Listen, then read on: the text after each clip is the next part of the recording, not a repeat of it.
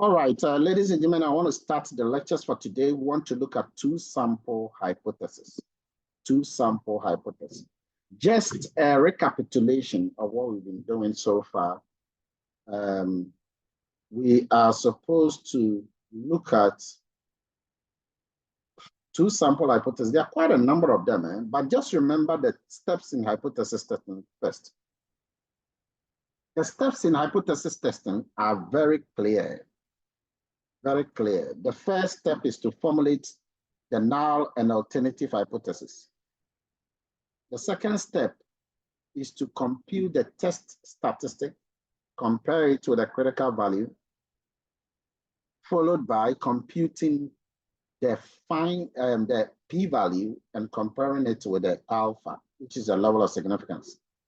The difference between the p-value and the alpha is that the p-value is the actual error, the alpha is expected error. And whenever you have a smaller alpha, a smaller p-value, that's better. Then you have enough gravitas to reject the null hypothesis. And then you can decide and statistically and practically conclude. We know this already from the original one. Just that the original one, we looked at one sample. You see, one sample is where you have the ages of children like 25, 24, 30, 21. And then based on this, you find the mean, and then you find the standard deviation. This is just one sample here. And then you are asked that this collected sample that you have here, with this mean and this standard deviation, there is an original statement where the mean is something else. So how does this mean, how significant is it different from the original hypothesized mean? So that's what we looked at. Okay. We didn't look at it in terms of table, but there was one particular question on Dewey-Fearsome that had a table. So that is a single sample, one sample hypothesis testing. Now I want to look at two-sample hypothesis testing. But before we do that, understand some few things. The T table is still the same thing we'll be using. The Z table is still the same thing we'll be using. Okay. The one sample is the one on the far left here. The two sample is the one on the right. It can be a Z, it can be a T. The difference between the Z and the T is that the T is less than 30, the Z is 30 or more. It can be a dependent sample or independent sample. Okay. What do we mean by these terms? Okay. So when you look at the one that we have here, you will notice that the dependent sample is this one there. Okay. That's the dependent sample. Then the independent, the independent sample is the one I've circled. The dependent sample is rather this one, which is also called paired sample. Now, the difference between the dependent and independent is that the dependent, the subjects are different. The subjects are different. But then goodness, why am I changing? The independent, the subjects are different. And then the dependent, the subjects are the same. Okay. So you can have the same cohort of MSc students. Okay, you check their results in the first year, you check their results in the second year, you compare the results. It's the same subject. But then when you have MSc students, you check their results, and then you compare that with MBA students, you check their results. These are separate subjects. And therefore, that is for independent. When the subjects are the same, that is dependent. When they are separate, that is independent. Okay. Now, test statistics, they differ. For example, you can have a parametric and a non-parametric test. Note this, parametric is when the data is normally distributed.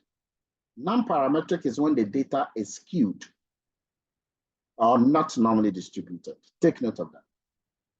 So first of all, there are certain things that are one sample or two sample or three or more samples where the data is normal. In that case, the test is parametric, and there are quite a number of them. Every parametric test has its non-parametric version. Every non-parametric test has its parametric equivalent. So as an example, there is a parametric test which is known as the paired t-test. That's what we are going to look at today. Its non-parametric analog is known as the Wilcoxon signed rank test. So the Wilcoxon signed rank test is when the data is not normal, but then the paired is when it's normal. There's another test, which is independent test, independent two-sample test. Now, that is because the data is normal. But when the data is not normal, it's known as the Mann-Whitney U test. Mann-Whitney U test. The same thing, we have 3 or more samples. So for 3 or more samples, there are 2 of them. One is independent, one is dependent. The independent one, when the data is parametric, that is analysis of variance or ANOVA. But when the data is not normally distributed, the same thing is Kruskal-Wallis test. So you got to know the parametric and the non-parametric equivalent of every one of these tests. So who can tell me the non-parametric equivalent of the dependent ANOVA test? Who can tell me? What is the non-parametric equivalent of the dependent ANOVA test?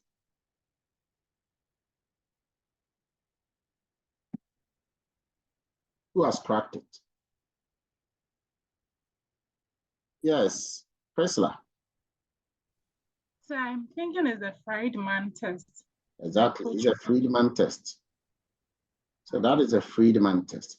So you got to know the parametric and the non-parametric equivalent of every one of these. Some of your colleagues are writing their exams, and you can imagine what they are learning right now regarding this very thing. All right, let's start with two-sample hypothesis with particular emphasis on dependent samples. Dependent. Please note that the word dependent is the same as paired, or matched, or before and after.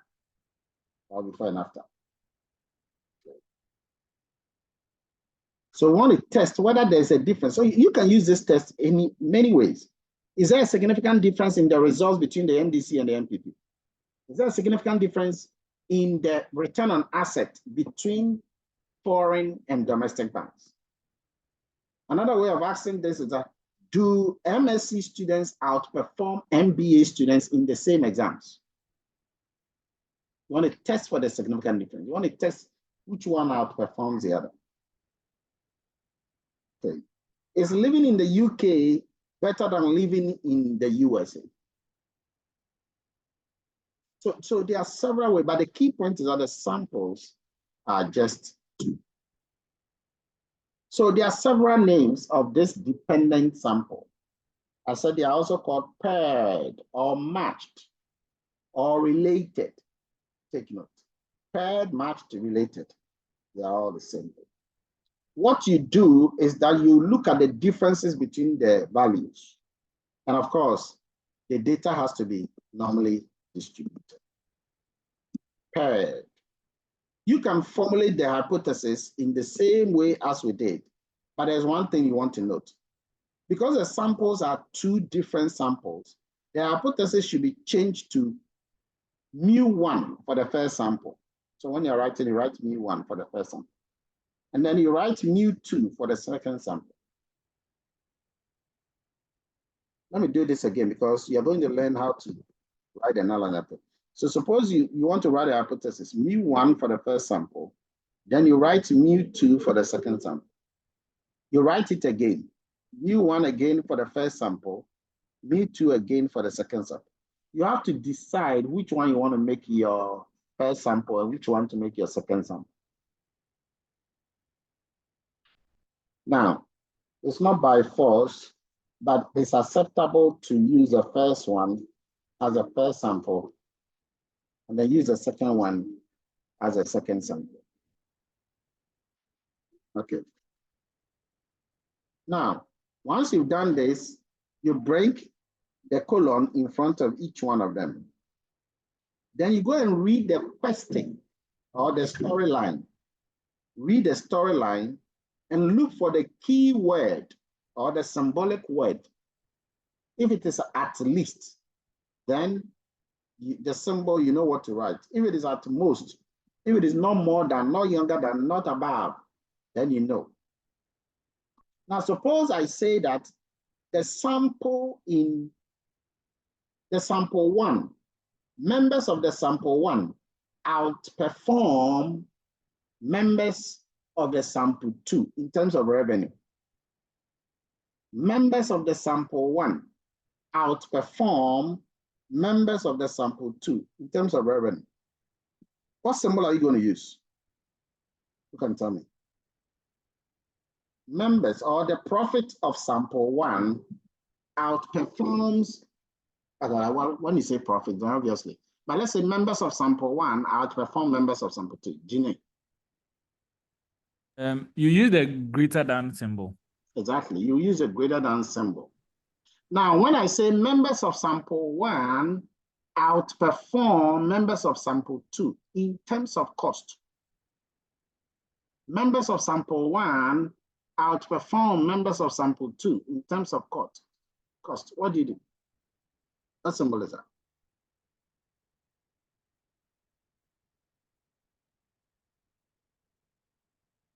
It's less than, because you want cost to be less. So the lesser the cost, the better, the more performance. So in terms of cost, it's supposed to be less than. So in the first example, once you get to know that it's greater than, what you now do is that you bring the greater than symbol in between the two means. And then you ask yourself, what is the opposite of this greater than symbol? And that is a less or equal to. So you write less or equal to here. Then you ask yourself, between the top one and the down one, which one is the null hypothesis? What do you say? Between the top and the down, which one is the null hypothesis? Salas. Say the down one. Why? Because he has an equality inside. So what symbol is that?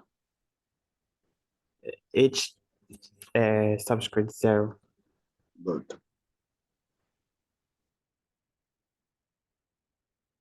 And then you write HA for the top one. This is how you write a null and alternative hypothesis. Is this a one tail or two tail? Oh, just it.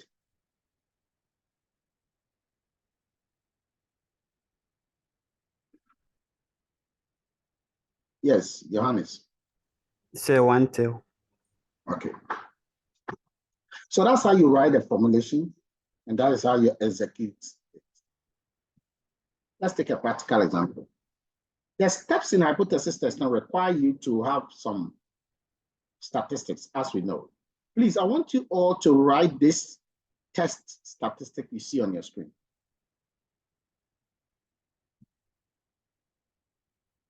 Now, the fact that we have written this test statistic here means that we are assuming that the sample size, is it less than 30 or 30 or more? Quantum. We are assuming here that the sample size, is it less than 30 or more than 30 or more? Which one do you think? Given what you have on your screen.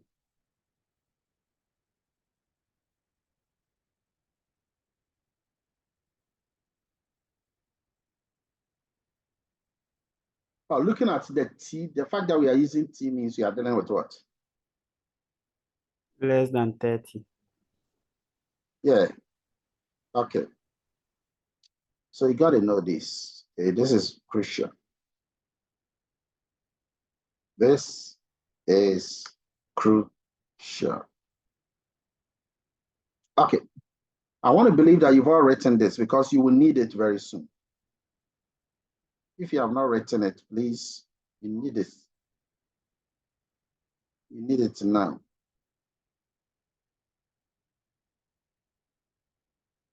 You need it now.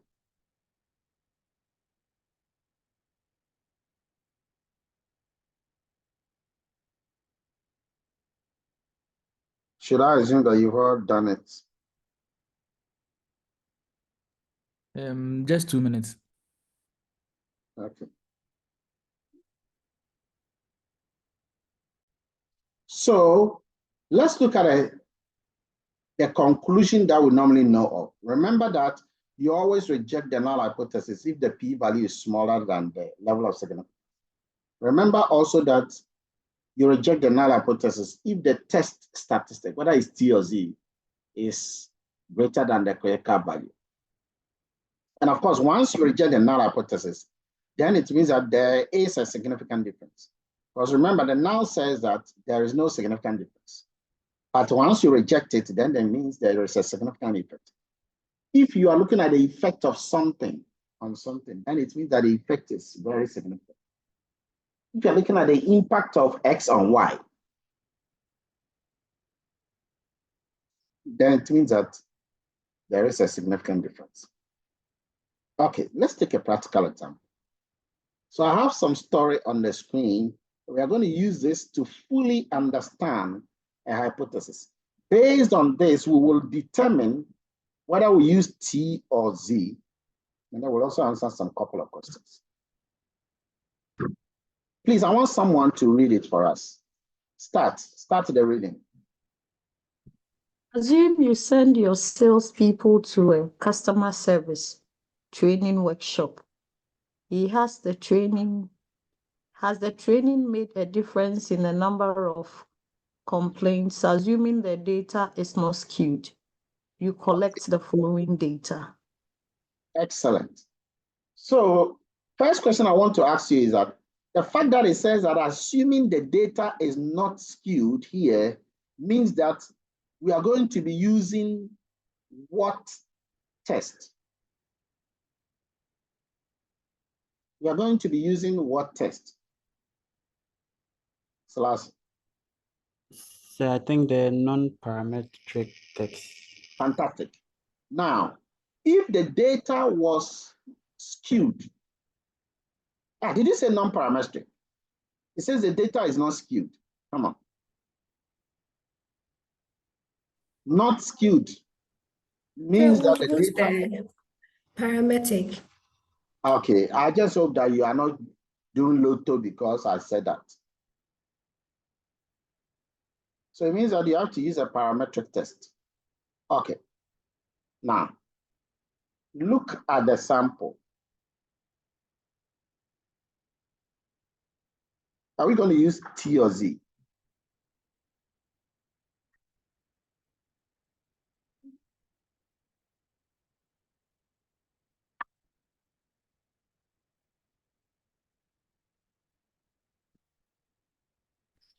T. Why? Because, I mean, the numbers are less than 30. Okay.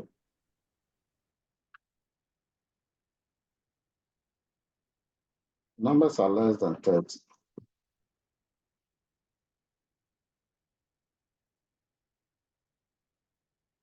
All right. So how many are the numbers? How many are the sample?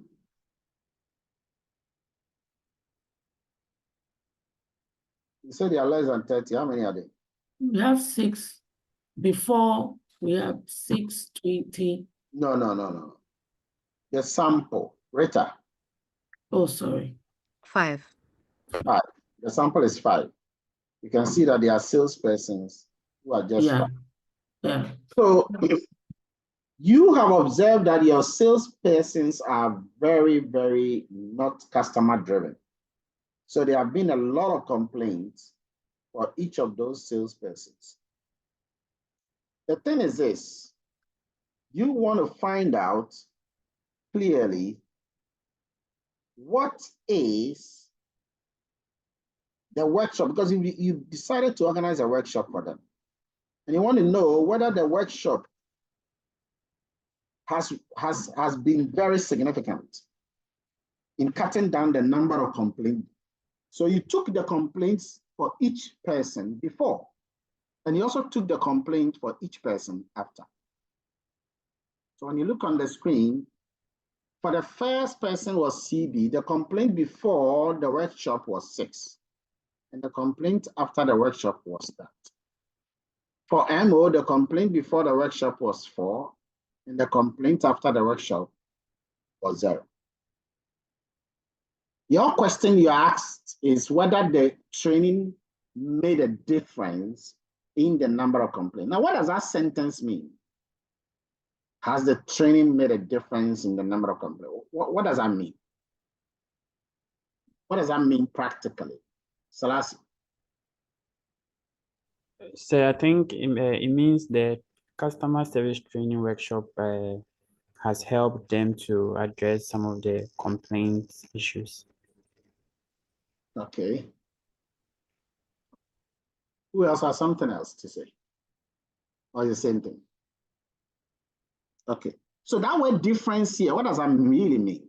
I mean, even though he has said what he has said, what does that practically?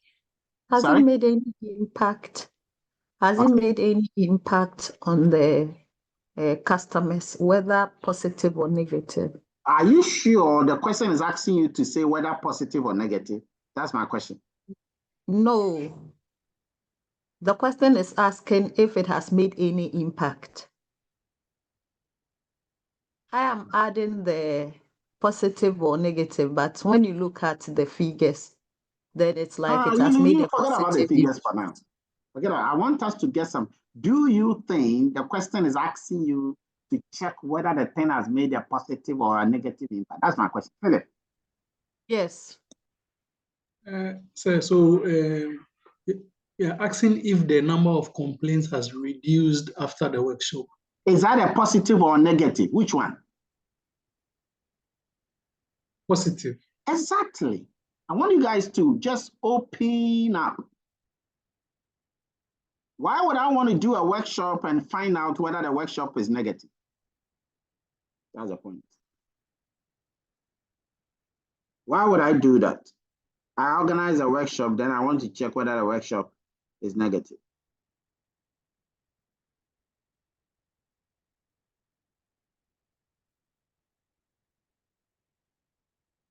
So it's very important to recognize some things. Very, very important. Okay, because even though there's a word, you know, so if you do something and you say that they didn't make any difference, now that sentence there is indicating that did they have a positive impact? That is the point here. Suppose I'm talking about COVID-19 and I want to use the word impact. Would I use positive or negative? Suppose I'm talking about COVID-19. Develop.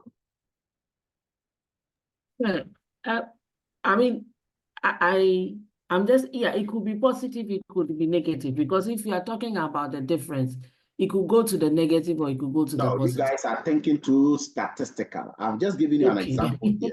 And then I asked you a practical question so that you will use a practical knowledge based on what I just said to answer that question. But you are still going statistical mind. Practical. Okay. Practical. So it will be, don't it will guess, be don't positive. guess, relax. Don't say that, okay, now you're changing your mind because of what I said. No. I was that is not expecting it. that you would have changed your mind in the first place because of the first example I did. But I don't want you to just go with the intention of getting an answer. This is what I'm saying.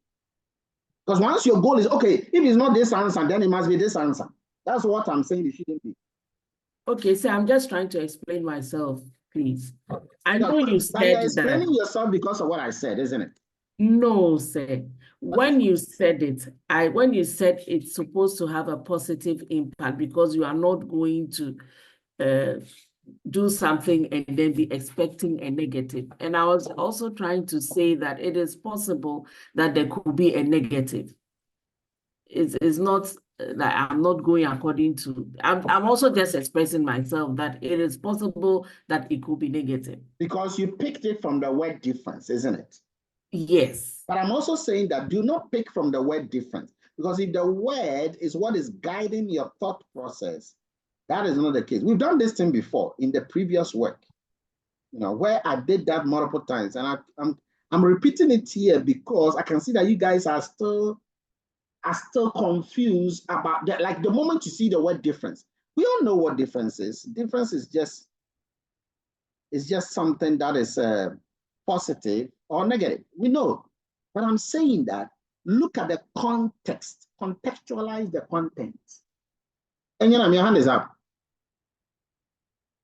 Sorry, sir. I know I wasn't going to ask it. Sorry. Okay, you are still the one who was talking. Yes, I'm still the one who has. Okay, so you go ahead now and tell us what does that mean when we are talking about COVID? Jenny.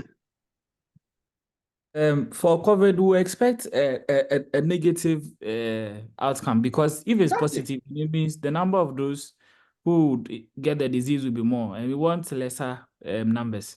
That's it. So if somebody says, I want you to do an impact assessment of COVID-19, he wants you to tell him how much damage COVID has had. If it happens that there has not been any damage, that's a whole new thing. But he wants you, that is authority, he wants you to find out how much damage COVID has caused. It's not like football. If I tell you that, you know, in the football game, okay, there was no difference, that word no difference could be the fact that there was a win and hence there was a loss, or there could have been a draw. But there are certain things that must go a certain angle. And so please, I want you guys to know. So I just want you to know that the word hasn't made a difference. If you tell your someone that you are going, okay, let me be careful. You are going to school, you're going to do your master's. And then all of the people that told you that there's no need, because even after your master's, getting a job is still going to be as difficult as it always is. And then you still went ahead and did your master's. And then your boss asks you that, okay, so this master's that you've gone to do, has it made a difference? Is he asking you whether it's made a positive difference or a negative difference? What do you think he's actually asking you? Tesla. Positive difference. Exactly. It's an implicit language. That's what I'm saying. Okay. It's an implicit language. He's asking whether it's made a positive difference. Anyway, I'm sure you guys get a picture. So now let's move on. Look at the story now. Look at these guys that you're seeing here. Who do you think must have benefited the most from this workshop? These are some preliminary questions before we go on. Who do you think must have benefited the most from this workshop? Look at them very carefully. Is it CB, TF, MH, RK, MO? And please think about your reason before you raise your hand, because otherwise it becomes a lottery. Who do you think must have benefited the most from the workshop? And be careful, because the first answer that came to your head might be wrong. So change your answer before you talk. Okay, Vanessa. I think TF must have benefited a lot, the most. Why? Because before, the number of complaints that were coming in were 20. And if after the workshop, it has reduced from 20 to 6, which means the workshop had a positive impact on him. Okay. Any different answer? Sophia.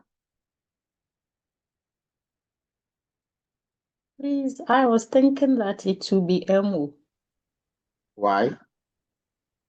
Because for him, after the workshop, he didn't have any complaint at all. So what? So it's MO, that's what I'm thinking. Okay. All right, Samuel, sorry. Hello, Doc. So my own is RK.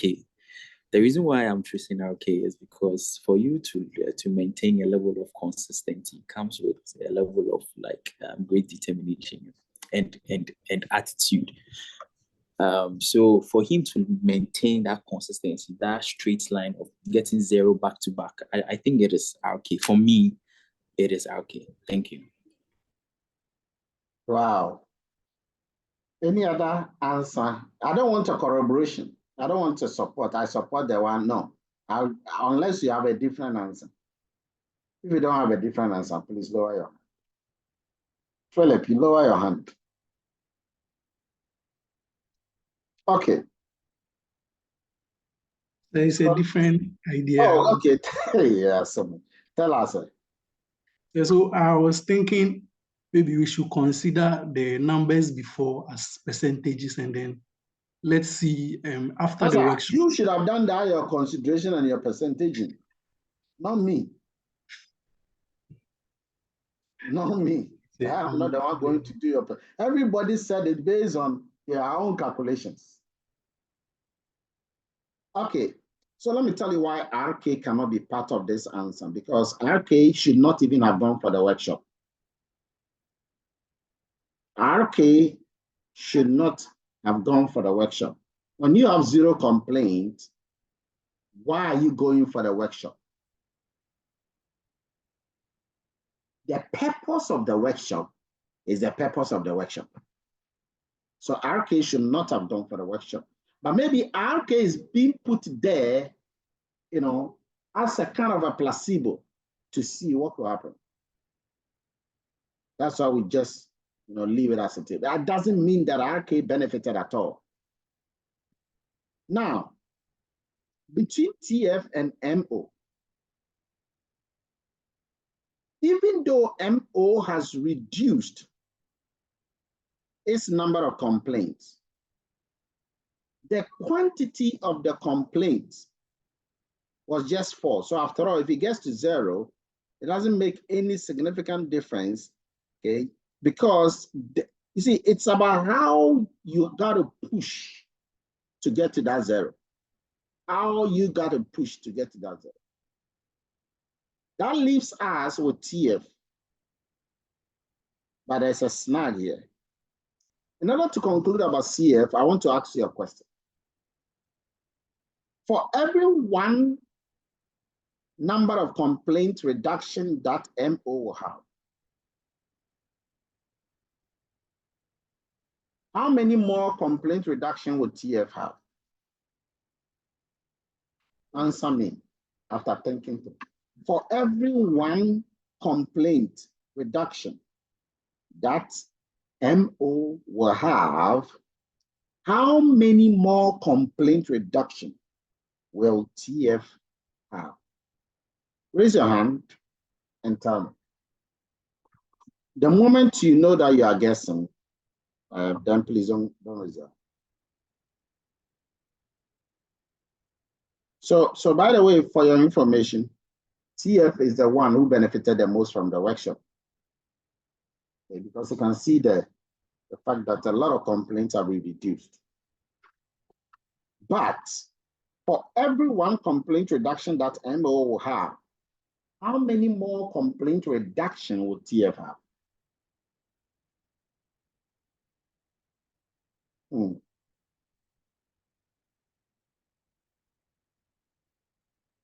How many more?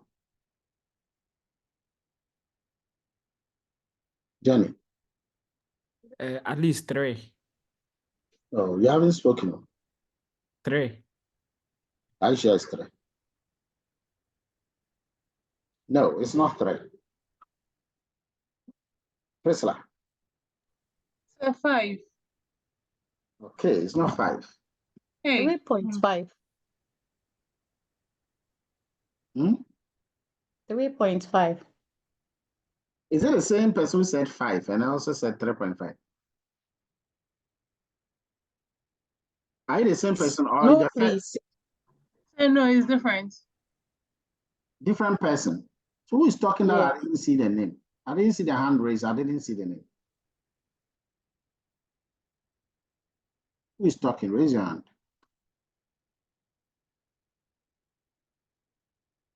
Sophia. Okay. So Sophia, your answer is correct. Can you tell them how you got it? So, ladies and gentlemen, for every one complaint reduction that TF will have, MO will have, TF will have 3.5 more complaints. Please, TF had a reduction of 14 complaints. Then MO had a reduction of 4. So 14 minus this 20 minus 6 give 14. Then you divide the 14 by the 4. Then you get the final answer. Guys, these are the preliminary questions before you get to the actual question. You should know. So this is a proof of the fact that TF benefited more from the workshop. Even if MO benefited, anytime MO will benefit 1 time, TF will benefit 3.5 times. Big. Now let's get to the real thing. We know that we are going to use the T. We know also that the sample is paired because we have a before and after. And so we know. What we have to start with now is to formulate the hypothesis, the null and the alternative. The null and alternative. So who can walk us through how to formulate a null and alternative hypothesis? Who can do that? Let's formulate the null and the alternative hypothesis. Who can help do that? Well, first thing, as always, you write mu1, then you write mu2. Remember that the mu1 is a before. The mu2 is after complaint. Okay.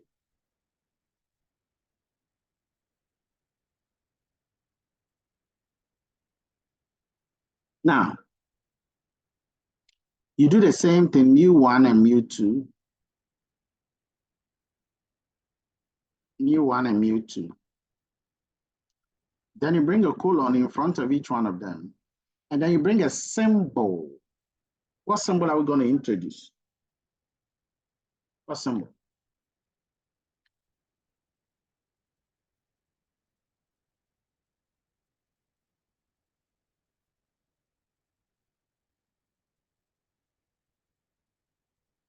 Jenny.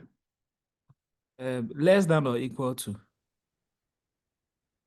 Less than or equal to. Oh, are you using that because of what I said and then convert it? You still have to maintain the statistical difference. So just that I was trying to tell you the implication of that earlier. So I'm using that because of hierarchy. Because if I use only less than, I can't have a negative number after the training. Like for the 0. Oh, no, the whole thing is for everybody. This hypothesis is formulated before you even look at the individuals. Okay. Before you look at the individuals. It's the same thing as we did in the one sample. We look at the keyword and symbolize it. So what symbol? Or what is Greater than. What is a keyword?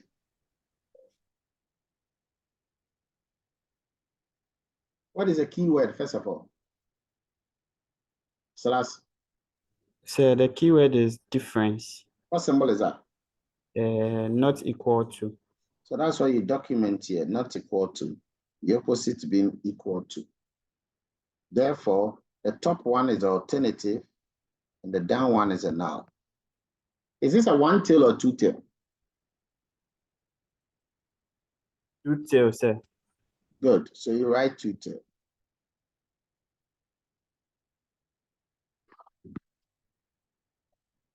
Next, you have to indicate what the null is saying. The null is the bottom one.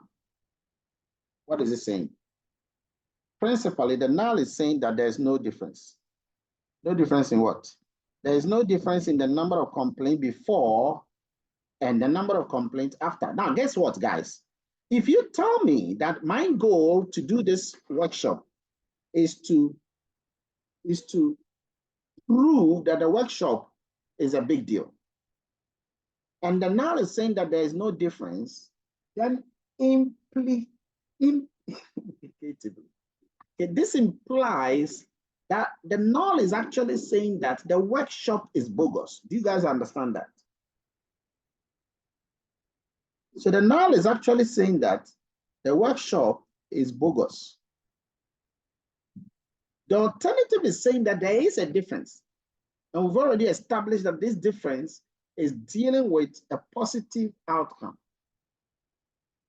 So the alternative is saying that there is a difference in the number of complaints before and the number of complaints after. There's a difference.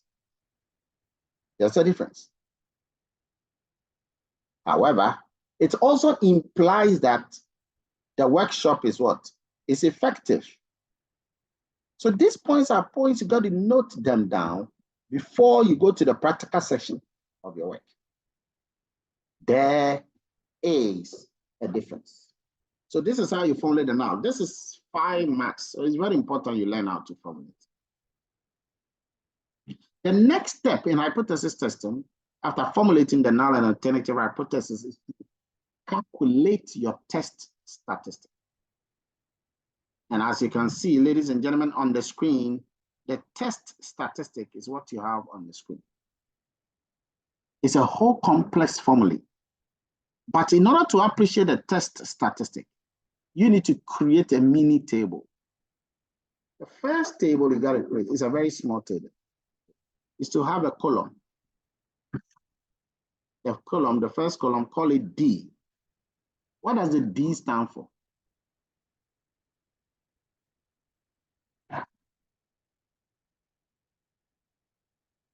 Yeah, what does the D stand for? D. So the sample, the mean sample of the difference. The mean sample of the difference. No. What does a D mean? I didn't say D bar. I said D. Yes, Solace. Is the difference? It's a difference. It's a difference between the value for each before number and then after number. We'll also create a column known as D minus D bar. And then we'll create a column which is D minus D bar all squared. All squared. So let's take the first one. What is the difference? What is the difference between the CB before and after? What is the first one? Before and after difference? 2. 2. I want you to, all of you, to calculate the rest and then tell me the D bar. Oh, by the way, the D bar is the average of all of them.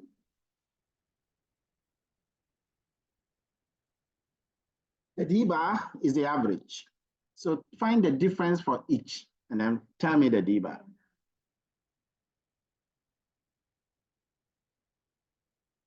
Find the difference for each and then indicate the D bar. So your D bar will be 5.2 if you calculate it well. That's your D bar. Now, so the first one was 2, then you have 14, then you have 1, then you have 0, then you have 4. Now we are going to do D minus the D bar. I want you to do all of that. Take each D and subtract the mean from it. Put the answer down. And then when you are done, the next column here, after this column, the next column here, try and square each value. Square whatever value you get on the left side. Square it. And when you are done with the squaring of each value, total the final answer here and tell me your final answer.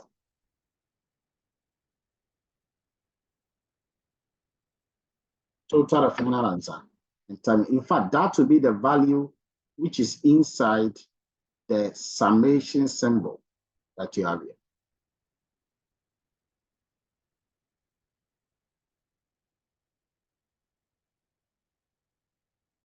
Some of you have gotten the answer correct and sent it to me. Somebody sent 148 to me. That's wrong. Somebody sent 130.52. That's wrong. Somebody sent 71.36. That's wrong. I know why that person got it wrong. Somebody sent 132.68. That's also wrong. Someone sent 128.80. That is a correct one. 128.80. Ladies and gentlemen, do you know why I made you work this yourself, even though I could have given you the answer? It is because I need you to get some of it wrong. Not because it's supposed to be wrong, but because I know that some of you will get it wrong, so that you understand and appreciate when another guess is correct. Some of you have forgotten that when you square a negative number, it becomes positive. So for some of the numbers on the far right here, everything is supposed to be positive. Everything, because when you square a negative, you get a positive. So don't forget about that. Understand that very, very well.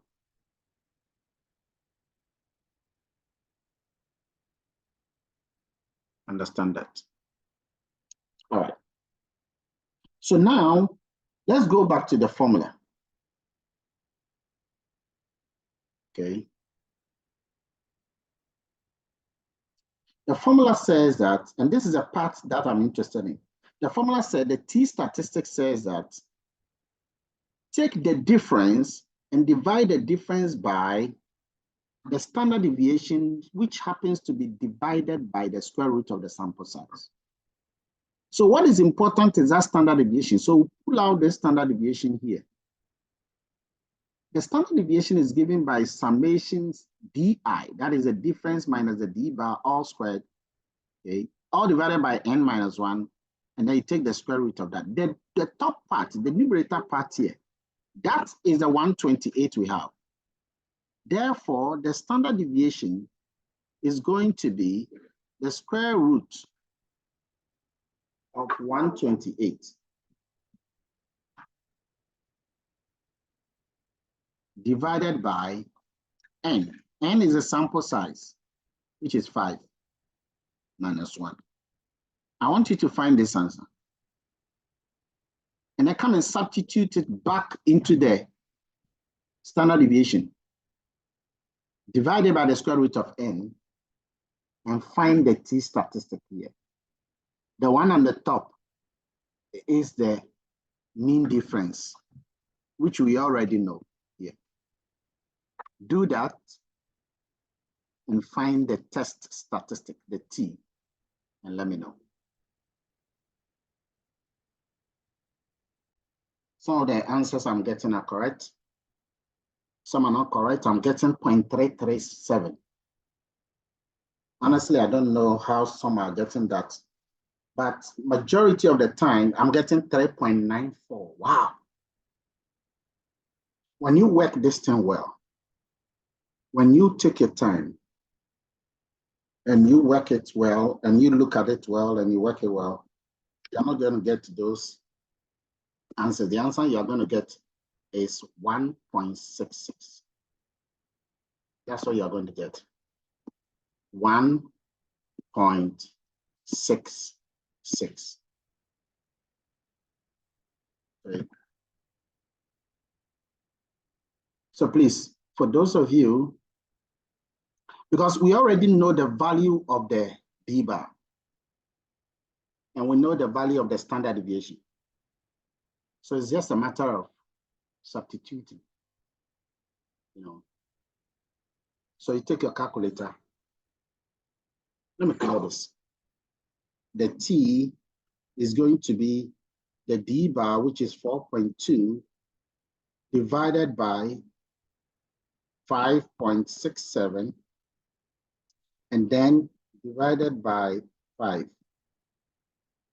This is all you are finding. Please remember that you are supposed to work the denominator here first and put the answer down. But if you don't take care and you go to your calculator and do 4.2 divided by 5.6, that will be wrong. You're supposed to work that denominator I've circled first before you go to the next one. Okay. So our test statistic will be 1.66. Now, if you get 1.65, it's okay. 1.67 is okay. Okay, we allow rounding. So take a note. Now, let's go to the critical value.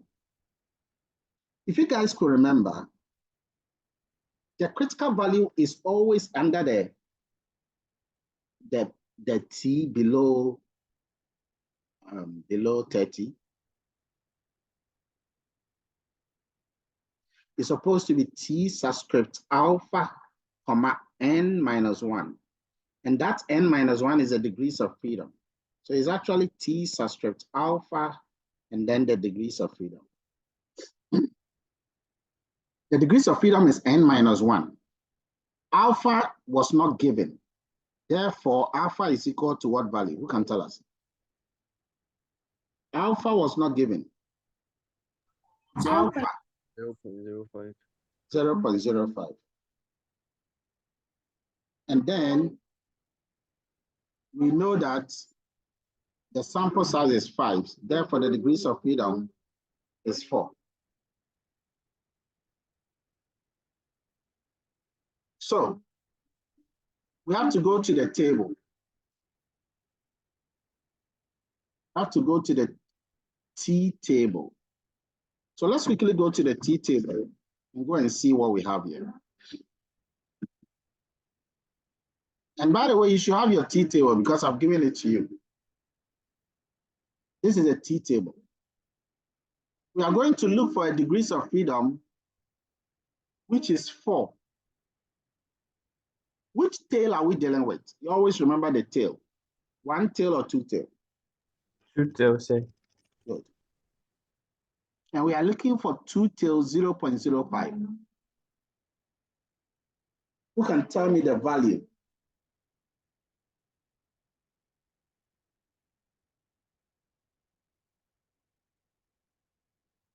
What is the value? 2 tail 2.05. I mean 0.05.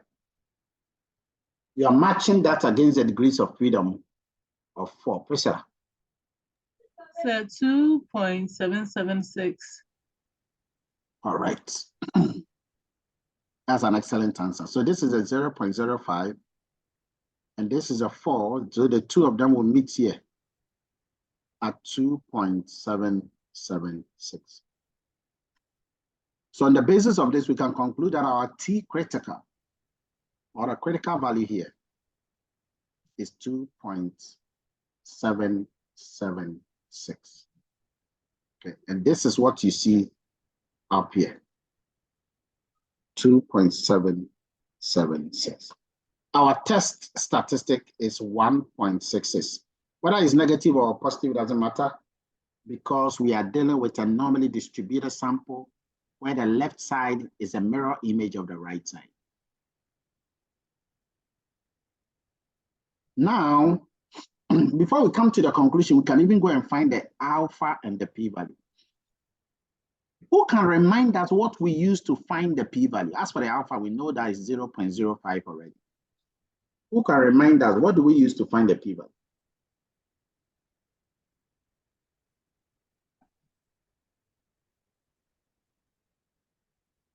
How do you get a p-value?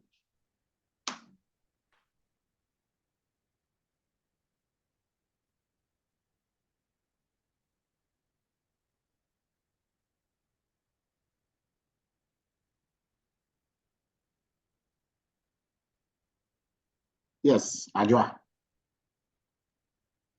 Okay, so for the p-value, you look for the closest number to the t-value on the table, and Say you that trace again. it to Take your time, don't rush. Sorry, you look for the closest number to the t-value on the table. You cannot look for the closest number to the p-value when you are looking for the p-value. No, I'm sorry, I said the t-value. Okay, okay. So what is that?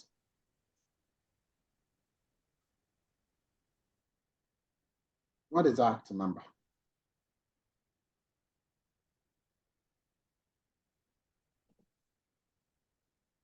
Elsa, are you still there? Sorry, please. I'm using my phone to join the call, so I'd have to go back to the table. No, I Please. didn't mean tell me the value of your answer. Uh-huh. I'm saying that what is that t value you are talking about? So the t value we first found on the table using the critical value. No, you are mixing yourself. Okay. You are mixing. Take your time. Take your time. Who's going to help her? So, okay. Right. All right, so Prof, I think you find a number in the swimming pool of all the numbers of y, which is closest to 1.63, which is the t value. So that would be your p value. So what do we use to find the p value, first of all? So you use the t value you had to find the p value. So you just drop the t value you had into the swimming pool of the t table. Another name for the t value is what? Is the critical value you had. Is it t? Oh, that's is it right. the t statistics? Take your time. Take your time. Take your time. Drink water. Now come again. Okay, so I said, yeah, we're going to put the t value into the swimming pool of all the values in the t table, and you find the closest value, which is close to the 1.63 we had, or the 1.62 we had. Okay. And that will be the p value, and you trace it up, and then sideways to get to find the p value. Okay. Selassie, your hand was up. Can you tell us? I know you have something important to say.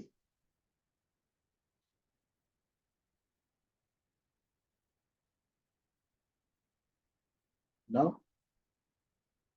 All right, so that's fine. So what I wanted is that another name for the t value.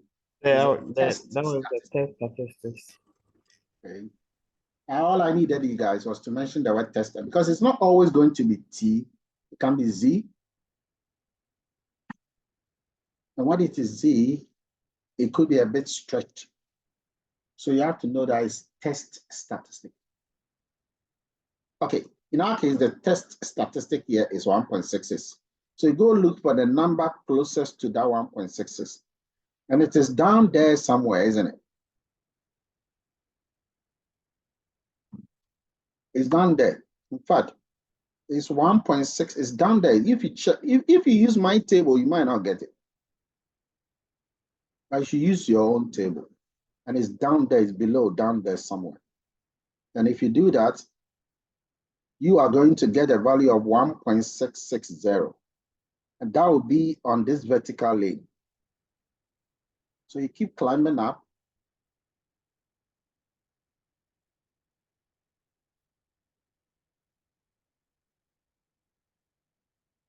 You keep climbing up until you get to the p-value here, which indicates that the p-value is 10%. The p-value is 10%. Alpha is 5%. We now know all our statistics.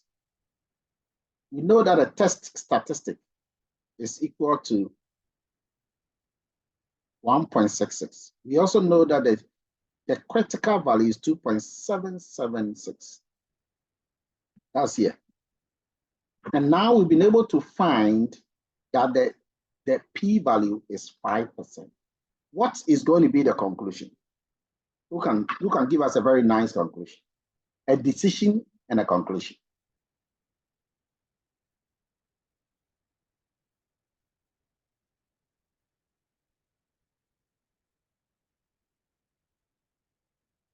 Who can tell us a decision and a conclusion?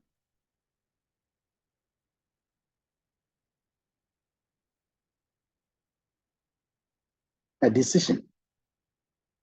So let's start with the critical value approach.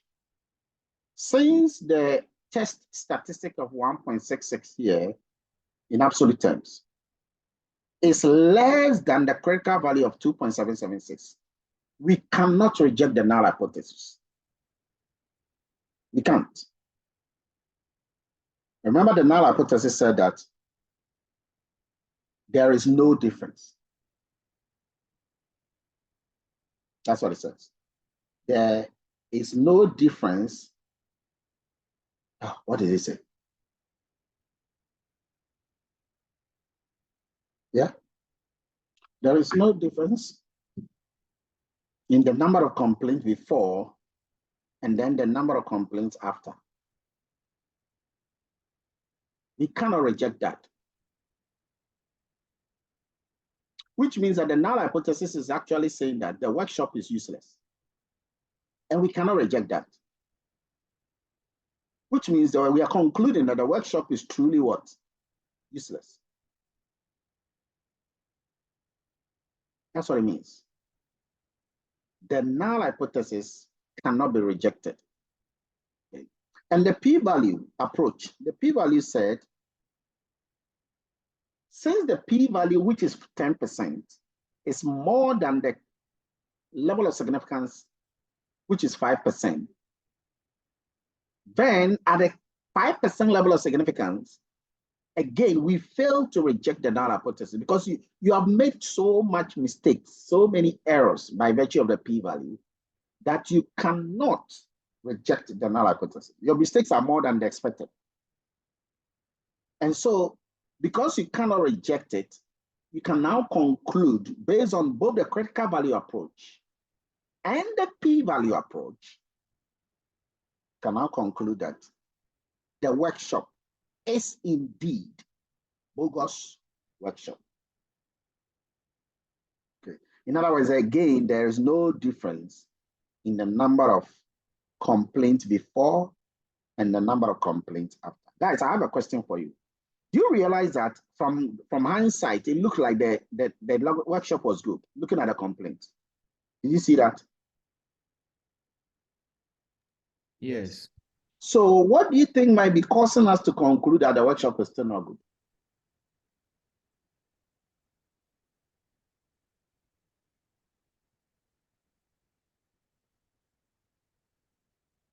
Who is bold on this?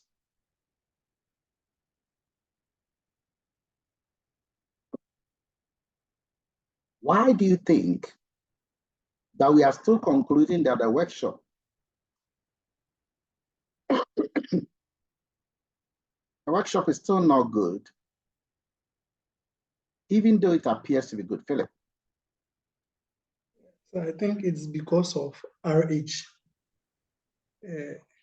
The differences between its before and after was slower. So I think it affected the overall outcome of the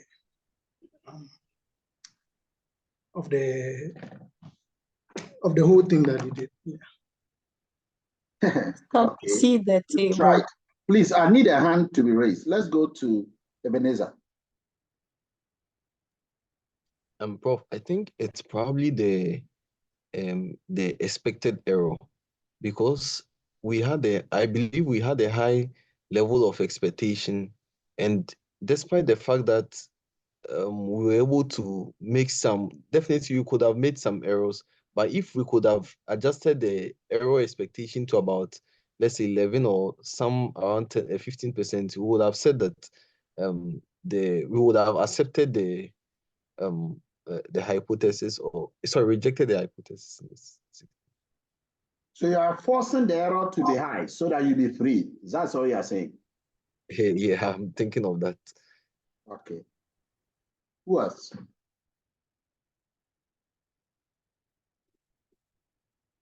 Who else has a different answer? Selassie.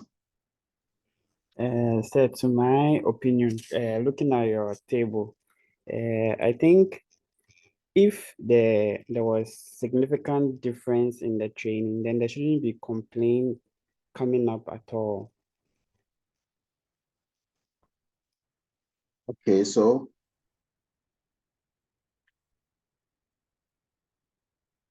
you know we've done this before. The reason why the workshop appears to have been good, if you even look at it individually, and yet the statistics is indicating that it's not good is because the sample size was so small. That's the reason. That's the answer. Our sample size is too small to warrant a rejection of the null hypothesis. Our sample size is too small. Write it down. Write it down. The sample size is too small to warrant a rejection of the null hypothesis. You need to increase the sample. This is just 5 sample size. If you want a conclusion to be very generalizable, you got to have a higher sample. So you need to take this workshop and go to another company, repeat it, and another company, repeat it, and another company, repeat it, and another. Until, what are you doing to the sample as you are doing that? What are you doing to the sample? As you are repeating from company to company. Increasing the sample size. That's it. And by the way, I've done that already. When I increase the sample to 30, the p-value was way smaller than the alpha. You see, you can't control the error, the estimated error, the expected error. You can control your sample. Go get more sample. So you guys, as you move on in research and analysis, you will come to realize that data is oil. You will note that data is oil and artificial intelligence is the new electricity in the world. So for AI to work effectively, you got to have large data. Augment the sample size, mature it, strengthen it, and that will help you to come out with a valid conclusion. That brings us to the end of the first part of the conclusion. But here is some key points that you want to take note. 1, small sample size can punish you. It will give you a low power. Large variances in the underlying population can also lead to low power. And when you use some poor measurement, you may have a large sample, but if your measurement procedure is very poor, it can also punish your conclusion. So that's it. But it doesn't mean that large sample is always going to lead to a significant result. Okay. You can have a large sample that is leading to significant results. However, that is not practical. So always look also at the practicality. Is it practical what you are calculating? And regarding the level of significance, you have to select it ahead of time. It's not like when you go and the thing is not looking good, then you want to force it, like my good friend said. Don't force it. Everything we've done, you can do the same thing in Excel, and the procedure is here. Ebenezer. Bro, does it mean that with this procedure being used, we can agree that the use of the hypothesis testing has actually failed to help us draw a valid conclusion based on the analysis we've made? Because we've not been able to. We can all agree that the training actually helped the organization, but the hypothesis testing is trying to let us understand that because of the error and everything, it didn't help us. So can we say that it has failed to actually help us make a good decision? Not because of the error, but because of the sample. So it means that we can't always rely on it. Can we always rely on what? Hypothesis testing in this instance, or can we say that we won't always rely on it? It's rather helping you. Because the thing is that in real market systems, you can't just go and look at a situation like this and say that it was good. In fact, we didn't even have to do the calculation. By looking at it, we'll conclude that it's good, isn't it? Okay. Now watch the word. The word is conclusion. You know what that conclusion means? It means you are generalizing. That's what it means. It means that you are generalizing.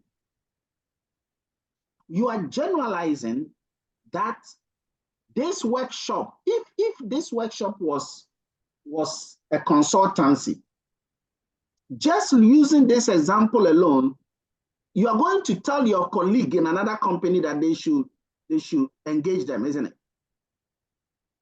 Mm-hmm. Yeah. That might be wrong. Why are you telling them to engage them? Because you had a good result, so you believe that they should have a good result. But it might be wrong. Because your sample is not valid enough to make it repetitive for another company. So before we can conclude that, oh, you can engage with this consulting company because they did that, you have to let them do it multiple times in other places. That's all we are saying.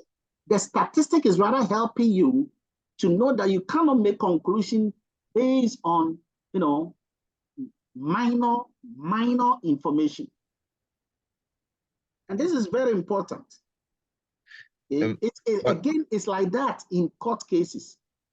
Even when the person has pleaded guilty, we still have to go to court and prove. Because sometimes somebody wants to die, do you know that? And he wants to plead guilty so that the court system will kill him. Then he proves that the court system is wrong. Do you know that? Go and watch the movie that is known as The Life of David Gale. I think it's either The Life or The Death, but I think it's The Life. Or The Trial, whichever. The Life of David Gale. And you will see that he was able to prove that the court system is wrong because the fact that someone,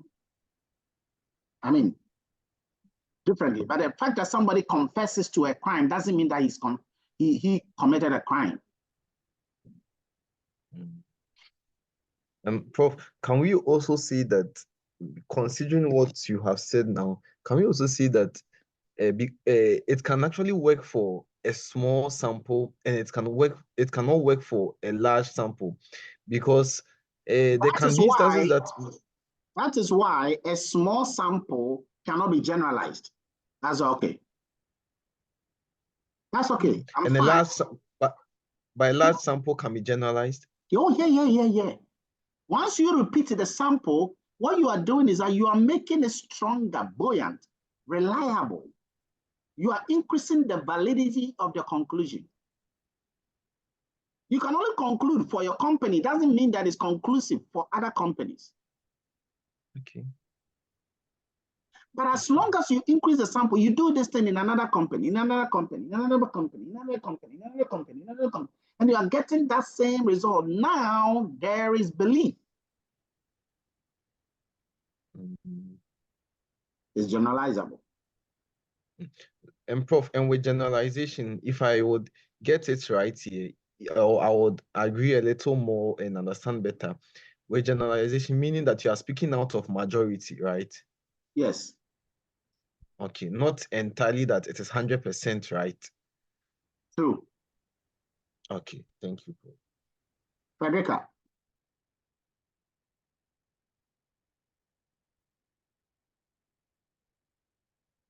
Frederica, was it a mistake your hand was up? Yes, Prof. All right, okay.